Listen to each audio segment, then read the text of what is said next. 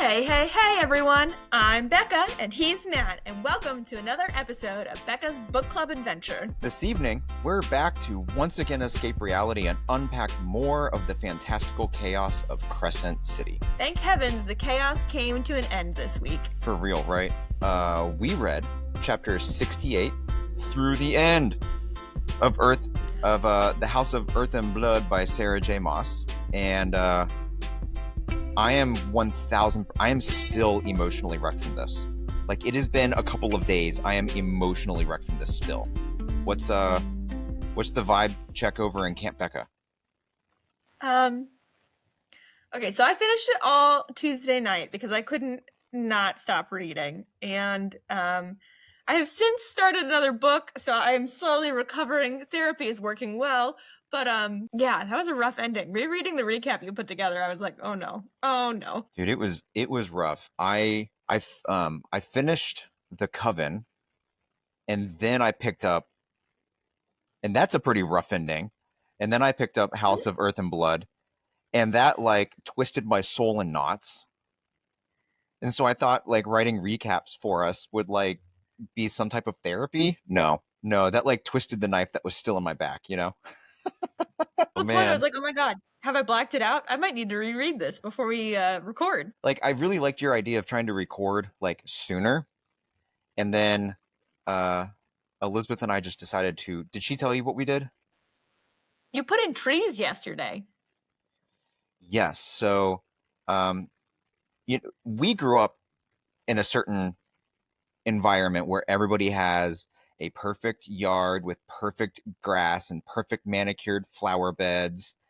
And when I bought my house like 6 years ago, that's just like the default of what I was trained to want. So I've been trying to do that for years and years. And it's just, I think I've come to the conclusion that it's not possible. Where I live, it's like rocky soil. It's very old. It's patchwork grass. Down by the river with bugs. So I made the decision that I'm turning my backyard into a little bit more of a quasi forest. So we bought 4 trees, and because of that, I also had to transpose 3 rose bushes that I already had. So I dug those up and replanted those, and then I planted 4 trees, which if you've ever planted a tree, them holes get big. So, but I got all of it done in like 5 hours. So, and they're really pretty. So our backyard in the spring is going to be nothing but like pinks and purples and white, like flowery blossoms. And I just want to like look out the window and drink coffee and smile at something in this world. So you will here soon. Yeah. So I'm emotionally wrecked, and now I'm physically wrecked because I am not a young kid anymore that can just work like that. Woo! It's a lot of work. But yeah, we should definitely recap what we read.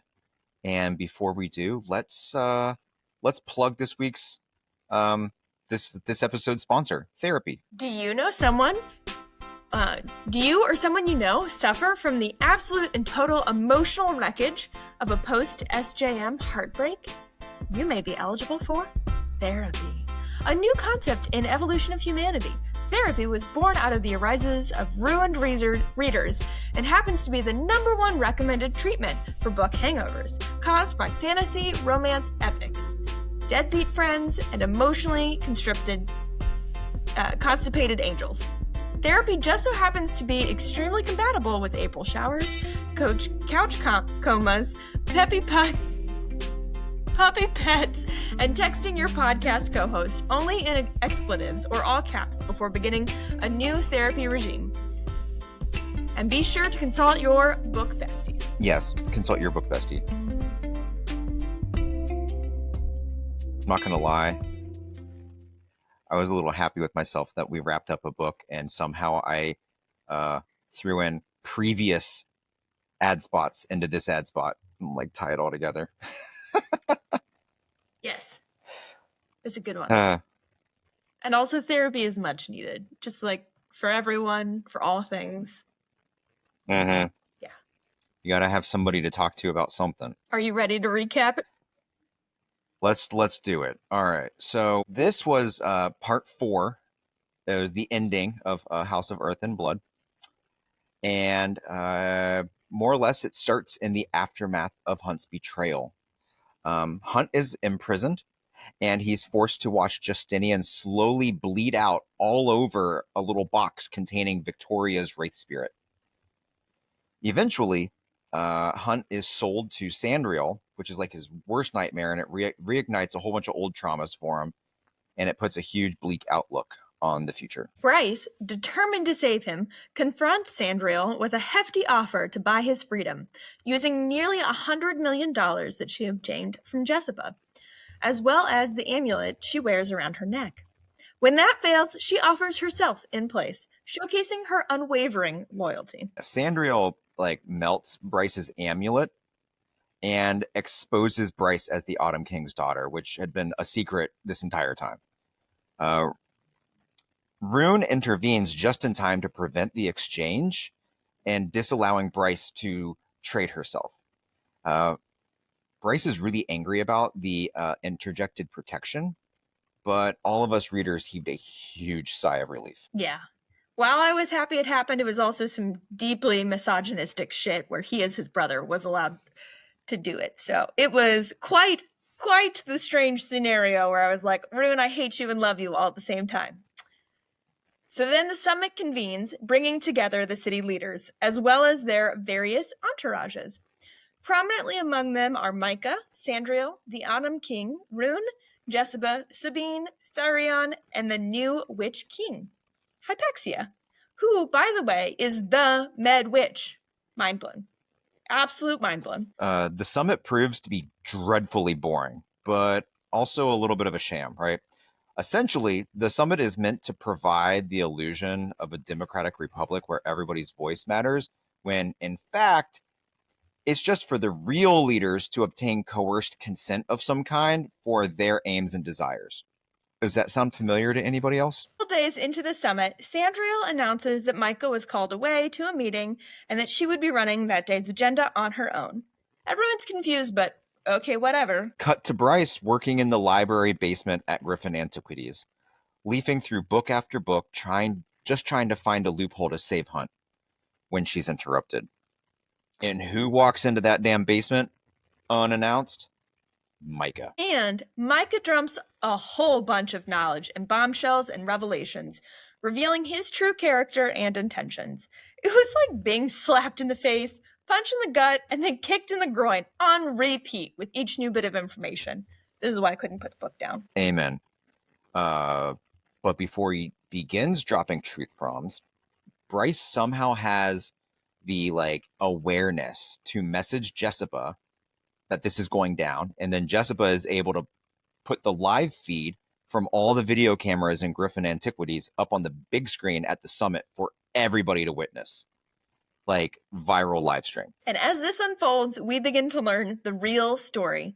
Micah is the one who always wanted to get Luna's horn, as a way to put an end to war once and for all, even at a steep cost. We learned that Micah invested in the original development of synth, hoping it would repair the horn so that he could then use the horn for that purpose. Danika was interested in synth and followed the trials carefully, even conducting her own research, eventually becoming disenchanted due to the side effects. Micah then leaked the synth onto the streets of Crescent City, knowing that Danika would track it down to save innocent lives.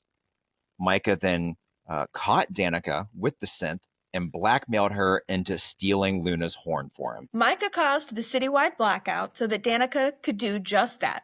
But Danika went one step further that Micah didn't expect. She hid the horn. She ground the horn into a powder, had it mixed with a witch's tattoo ink, got Bryce blackout plastered, and had the horn tattooed on Bryce's back just days before Danika was killed. Infuriated, Micah went to Bryce's and Danika's apartment.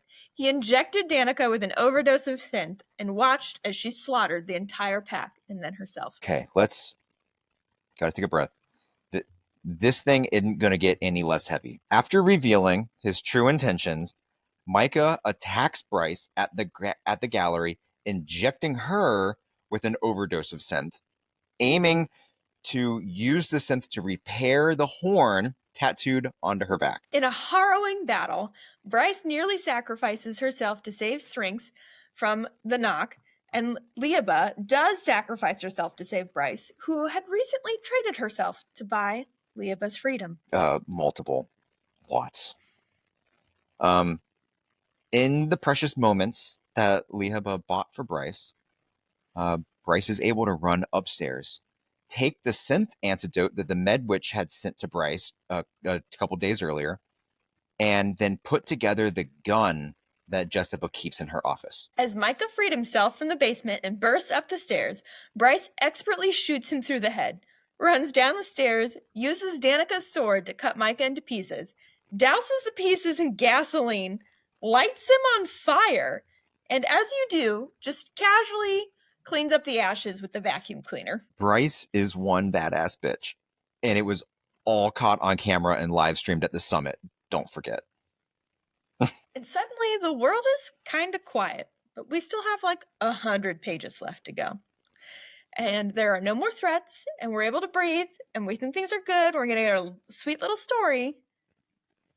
And we're able to maybe mourn Lehabah for a little bit. And eventually Bryce opens the door of Griffin Antiquities and looks outside and is horrified. It turns out that Micah was able to open a portal to another world when he attacked Bryce and tried to use the horn on her back. 7 portals, to be exact. All of them open to hell. As chaos erupts in the city, with demons pouring through the open gates, Bryce takes action to protect the defenseless citizens of Crescent City.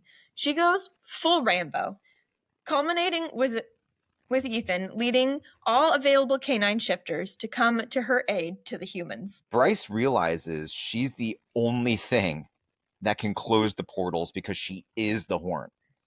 She makes her way to the center of the city in Rambo style and declares to the portal that she is Bryce Quinlan, heir to the Starborn Fae, unleashes her Starborn power, and commands the portal to close. Bryce, exhausted and spent, wonders how she can close another 6 portals after successfully closing the first one. And then the answer hits her. If she makes the drop, the amount of first light that she produces will be able to link all the gates and close the portals. But she needs an anchor. And in a shocking twist, hold on to your butts. Danika's spirit answers the call. Bryce performs the drop alone, drawing on Danika's spirit to anchor her, falling to unprecedented levels of powers. She passed her fucking father. And her immense power closes the portals, saving Crescent City. Along the way, back at the summit, Queen Hypaxia frees Hunt of his fallen angel halo tattoo. Allowing him back into his power, he kills Sandriel, gathers some forces, including Fury, Rune, Flynn, all the angels that are still there, and Therion, and they get in a helicopter and fly to Crescent City to save Bryce. Hunt offers his body as a shield for Bryce as Asterion guards bomb Crescent City to destroy all life forms. Bryce's first light from the drop heals him along with the rest of Crescent City. In the aftermath, Hunt is freed from slavery completely, and the two share a steamy ass moment. And then they're cockblocked by a phone call from Bryce's mom. The story comes to a close, hinting at a wonderful happily ever after future for both Bryce and Hunt, and we're able to wipe away a tear and take a calming breath. But that is spoiled by the epilogue, which hints at deeper connections between Jesiba and the demon prince Aidas concerning larger ancient cosmic plots, looming threats, all of the things, and definitely setting the stage for the future. Okay, so now that we know everything, like, the rest of this episode is really difficult. Usually we're able to try to think of hypotheticals and predict what's going to happen, but we know what happened, right? So, okay, now that we've done the recap, now that you've reread this, can you remember what your emotional state was when you turned that final page? Pure exhaustion when I turned the final page, because it was quite the epic story that we had finished on, and an absolute need for more. So I personally am really excited for the next book in the series. Agreed. I think I was in shock. Like, I don't know if I had an emotional state. I do remember that my heartbeat felt like I just got off the treadmill, though. My favorite is when you were reading, Elizabeth had texted me and was like, "What the hell are you reading that Matt is so worked up?" I didn't know she did that. I was finishing this book, right? And I'm sitting in our living room in our by our bay window, and our bay window faces east. And it's like 8 p.m., 8:30 p.m., something like that. There's no sunlight. And I am not closing this book to get up and turn on lights. I pulled out my phone and turned on my flashlight, and I just held my phone like this. I'm sitting in the dark, 1000% in the dark with my flashlight trying to finish this book. And I think at some point Elizabeth asked me if she could turn on a light. And I don't know how many times she asked me, but I finally looked up and I was like, well, are you going to freaking turn it on or what? Okay, so what hit harder for you? Do I get any options? So what hit harder? Hunt's body shield sacrifice, Danika's spiritual goodbye, or Lehabah's complete sacrifice? Okay, so not Lehabah's sacrifice. Because that came right after Bryce saved Syrinx, and like that hit me harder than Lehabah's goodbye. I don't know why. Maybe I'm a sucker for animals, but that was rough.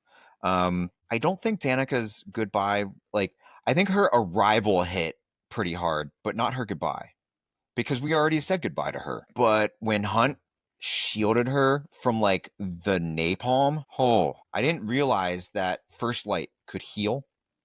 I thought it was just an energy source. I didn't realize it was a healing thing. So I totally thought that dude dead. Yeah. And that hit me hard. Like almost in like a romantic way. Like, oh, he saved her. I think Lehabah's sacrifice hit me the hardest. I think because Lehabah, a few chapters before, had kind of been complaining about Bryce not being a good friend. Maybe it was in the middle of the book. And Bryce had talked about like what she does do to be a good friend. And the moment that it was known that Bryce had bought her freedom, Lehabah knew from some of the transactions already, even though Bryce didn't get to celebrate and throw her party. And then Lehabah used that to still sacrifice herself. Ooh, that all hit hard for me. You're right. That did hit really hard. Can we talk about her trading her freedom for trading Lehabah's freedom for whatever? Like, Jesiba owns this chick. Mm-hmm. Do we think? I mean, the epilogue kind of shows us that Jesiba didn't know about Bryce. So why does Jesiba want to own Bryce so hard? Yeah, I don't really fully know all of that. I feel like Jesiba has an inkling that something was different about Bryce. But also I think Bryce was a convenient, showed up at her door. Okay, here's a secretary I can go with. Yeah. I guess all along I kind of assumed that Jesiba knew that Bryce was the Autumn King's daughter. Maybe not about the starborn power or anything like that, but just the heritage. Yeah, I definitely think she knew something because, yeah, you got to have some blackmail in the back pocket when you live in a world like this. I know this is not for this episode. We need to have a bigger conversation about stuff, but like I think Jesiba is the most intriguing character right now. Yeah, I have lots of questions about her. Okay, let's moving back into did anything like truly shock you in this last chunk of reading? I mean, everything was emotionally traumatic, right? But Yes. Did anything like go, oh shit, I didn't see that coming, or some kind of bomb? Half yes and half no. Like it all fit together so nicely by the end of it that I was like, yeah, this is it. Whereas like our previous ending in the last episode, I was like, no, this is wrong. All of this is wrong. So like the pieces fit together nicely, The sacrifices made along the way shocked me. Actually, you know what? One thing did really shock me and pissed me off. I don't know why Bryce is just like, yeah, it's Hunt. I love Hunt. It's fine. Who cares that he went behind my back and destroyed my trust? It's fine. I won't give up on my dead best friend, but I will forgive and forget a 2-week-old boyfriend. That is crazy that they've only been, what, 2 weeks, 3 weeks? That is a hardcore accelerated timeline. Yeah. I mean, the whole book maybe takes place over 6-ish months after you consider the first 2 years that kind of get skipped over. But yeah, it's I think relatively what quick. Micah shows up and pulls Bryce into the investigation. And there's a month until the summit, right? Oh, you're right. Actually, it is. It's 4 weeks. Yeah. Because it ends at the summit. So that was a big 4 weeks. I think Bryce still went to work every day then, by the descriptions. Yeah. Pretty much. I'll tell you what did not shock me. Micah did not shock me. I knew that clown was going to pull something. He was a dirty little asshole. Douche nozzle. Yes. He's a little twat waffle. But like, okay, like you were talking about, we should keep talking about Bryce and Hunt though. I think that's a really good point to keep with. So you remember how we didn't know how Bryce and Hunt were going to recover? Like you posited that the only way that Bryce could move forward is if she went to therapy. Well, I guess they recovered. Still needs therapy. So you obviously don't think high things of the evolution of the end of their relationship. And I tend to agree with you. It was a little inexplicable. I understand why they reached a happy spot at the end after Hunt, saved her. The truth came out from Micah. That I can all get behind. But the I'm going to sell my soul after you just stabbed me in the back shenanigans doesn't sit right. No. Okay. Trying to buy his freedom.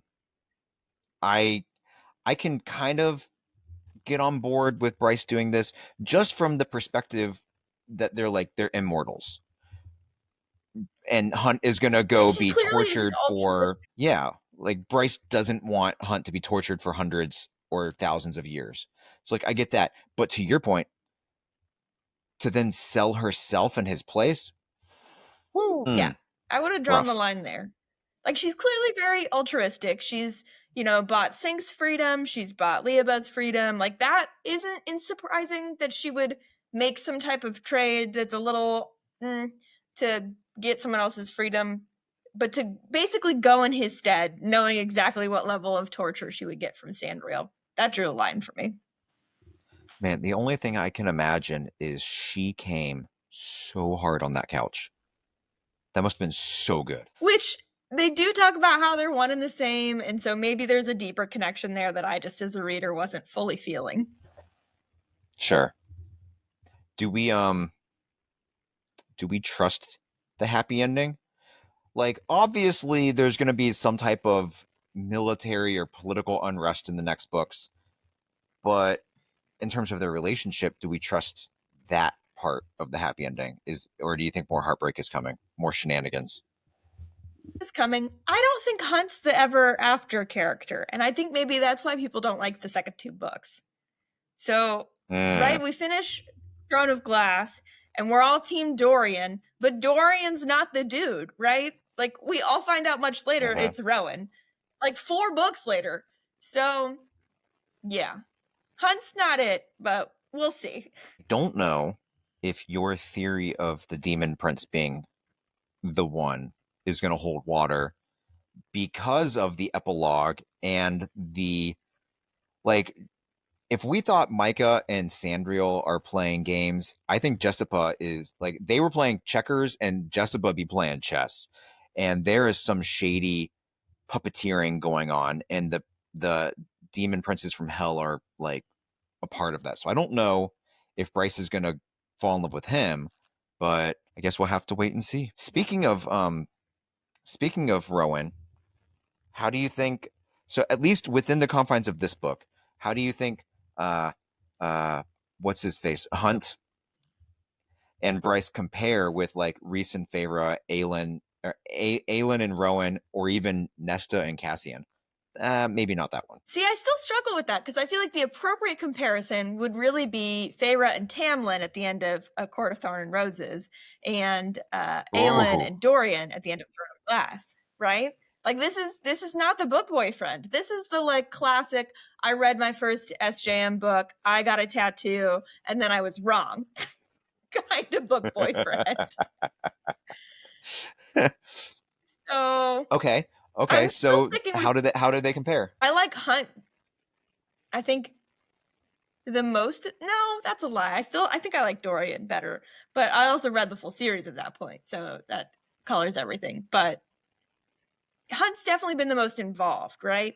Because Dorian was really a flirt, right, for the first few books. There wasn't really any steam that really happened there. And then Tamlin, I mean, it's right like what's the Nightingale syndrome, right? You're captured. So like that always feels a little icky to me. So Hunt would be the best. I think I agree with you. Dorian, especially those first couple of books, Dorian is definitely like a trust fund baby. He's just sort of floating around. He knows he's pretty. He found the hotter girl that doesn't. He's got to win. Tamlin, listen, I'm not here to hate on Tamlin like some people hate on Tamlin, but I never once rooted for him. That dude had issues from the onset. Oh, awful. Yeah, I was never won over. Yeah, exactly. I think you're right. Hunt was the most involved. He was the most empathetic, willing to change. I liked Hunt and I wanted it to happen up until about the last episode. Now I have some questions. I think I'm Team Becca here with the fact that he's not going to be the end game, but that's okay because Bryce is a strong, sexy, independent woman who don't need no Hunt. Yeah, she is. I still think she's my favorite, I think, so far. As a personality and captured in the first book, Bryce is it. I think, okay, so where I stand with that, I think I like Celaena better. Not Aelin, but Celaena from those first two books. The swagger, the assassin, but I definitely like Bryce better than Feyre and Aelin. Yeah. I mean, okay, I love Feyre, but lots of problems with Feyre's character arc. So she was always going to be at the bottom. But yeah, I think Bryce is my number one. I think, yeah. And this is the third heroine that SJM has written, so it makes sense that they like sort of keep getting better. Yeah. Like I realized that we're done. Yeah, but like she's gonna make another series. Sarah J. Maas is, I think she's your sister's age. I think she's younger than I am. Yeah. So she's like 35, 36, and like, what is she gonna do for the next 30 years of her career? She's gonna have to make another. She doesn't need to do anything, but I would be greatly appreciative if she did write another series. Did you see online? They're on April 1st, on April Fool's Day. Everybody was posting the fake posts about the new ACOTAR book being released or whatever. Apparently, I've been seeing follow-up posts to that recently that people are like, okay, we know it was a joke, but like seriously, where the F is the new ACOTAR book? Right. Questioning minds want to know. Right? The one was going to be Tamlin's redemption arc, and I'm not going to lie, I'm here for it. Yeah, I'm here for that too, because he's not going to win Feyre back. So it's literally just him being a good person for once. Yeah. Like, can he get his court back together? Who knows? We will see. We'll see if Lucienne goes back to him. That'll be a mind. Anyways. Hey, maybe Elaine ends up running the spring court. It's really sad that I could see that. I don't know why I can see that, but I can see that. Because of all her gardening. She's a spring galley. You mind if we talk about Danika for a second? Yeah, absolutely. Everything always comes back to that chick. Yeah. She's dead the whole story, but it's all about her. Yeah, okay, so Danika's secrets. Was she actually using synth? Like, I don't think I so. don't know why that one didn't connect to my brain. You don't think so? That was a little bit of a lie? Maybe like a little baby dose at the beginning when she was running her own experiments, and then as soon as she started seeing shit going down, I'm sure she. Okay, so the the horn being powderized. How did that one land for you? So many questions, comments, and concerns. So how big is this horn that we're able to powderize it and still put it into a single tattoo? I mean, I get the idea it's probably a pretty big tattoo on her back, but like, I thought it was a pretty big horn. I'm trying to understand. So, like, whenever I think of a typical fantasy horn that is connected with like the hunt for the horn, I'm somehow always thinking of a French horn type style of instrument. I don't know if we're actually talking about like what were the trumpets before you had notes and it was just like a bugle. Mm-hmm. Yeah, I'm sure it had a much better name back in the Renaissance or whatever, but also still decently large yeah. for a tattoo. I think Even if it's just like a horn, like an actual animal horn, that's still a lot of material. Yes. Oh, yeah. So okay, so the tattoo has to be pretty big. And I think it was just described as like being in like SJM likes using this phrase swirls and whirls or something like that. And I want to say that the swirls and whirls phrase was used in conjunction with whatever language that in Akatar, the book that like tells Feyre how to command the cauldron or whatever is written in like swirls and whirls. And then in Throne of Glass, you have the word marks, which are just like swirls and whirls, right? Who somebody described Bryce's tattoo as the language of universes. Is that the same thing as the word marks as the cauldron language? Maybe. I always pictured the word marks to be a lot more graphic than swirly and whirly, like a lot more linear and angular, but I don't know Oh, that you that's mean like accurate. do you mean like hieroglyphics or do you mean like Japanese? No, like hieroglyphics, but like multiples overlapping on top of each other to Okay, create a language. maybe no, because I know the other one in Throne of Glass that Rowan gets tattooed all over him is actually just the like ancient language of the Fae. Mm-hmm. And that's always described as whirls and swirls or whatever. Yeah, maybe. So I so badly want this connection to happen. I want to see this back tattoo. Yeah, have you noticed that they all the girls have back tattoos? Listen, everyone should get a tattoo. Hey, my arms are covered, but like my back is my back, man. Do you have a back tattoo? I don't think so. You just have the pig, right? Yep, I just have the pig on my side. Yeah, Always time to change it. make it bigger. Okay. Hypaxia, the Med Witch. What a fucking dream of a character. I like her. She's smart, and She that's has like awesome. 5 lines in the whole book and reorchestrates the entire ending. Mm-hmm. Okay, so I don't know if it was like 2 episodes ago.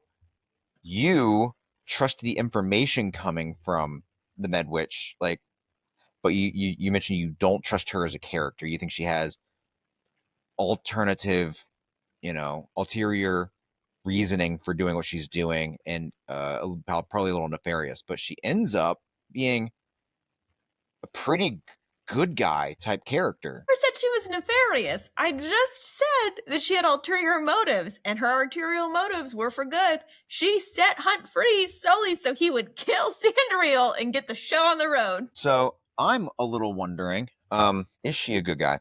Is there yet another ulterior motive for why she set Hunt free? Well, we're ending with pretty much everyone's motives being in question, right? We end with Jesiba, where you're like, okay, she's got more up her sleeve.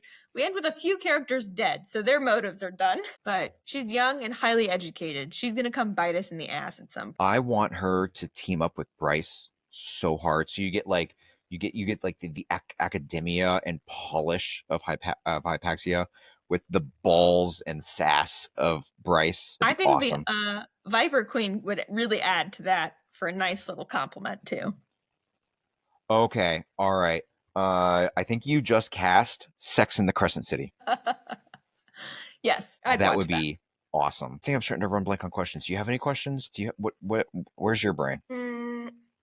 I think that's kind of it for the end section. I'm excited to do a recap of the whole book. Okay.